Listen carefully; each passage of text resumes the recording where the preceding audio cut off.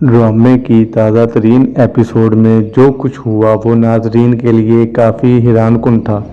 اب آپ لوگ دیکھیں گے کہ شارق کی چالاکیوں کے باعث روشی اندرونی طور پر کشمکش کا شکار ہے، لیکن بظاہر وہ ایسا برتاؤ کر رہی ہے جیسے اسے کسی بات کی پرواہ ہی نہیں۔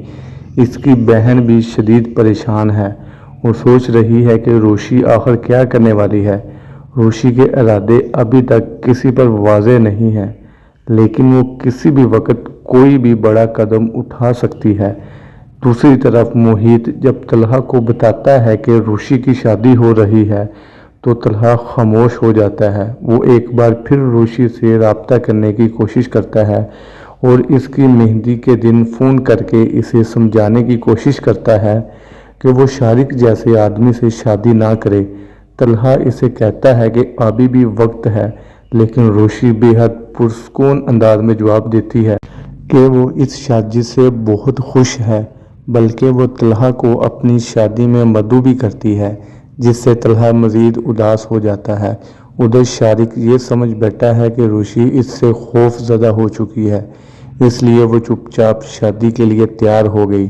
اس کی خود اعتمادی میں مزید اضافہ ہو جاتا ہے اور وہ سوچتا ہے کہ شادی کے بعد وہ اسے اور بھی زیادہ خوفزدہ کرے گا اور اپنی انتقام کی آگ بھی بجھا لے گا۔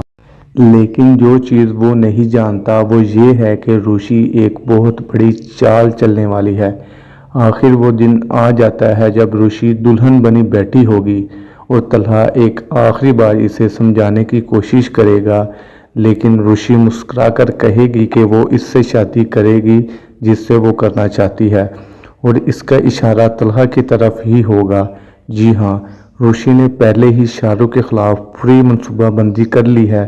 پولیس وقت پر پہنچ کر شارق کو گرفتار کر لے گی، اس کے تمام شواہد اور ویڈیوز قبضے میں لے لے گی اور اس کے غلط ارادے ناکام ہو جائیں گے، اور پھر وہ لمحہ آئے گا جس کا کسی کو اندازہ نہیں۔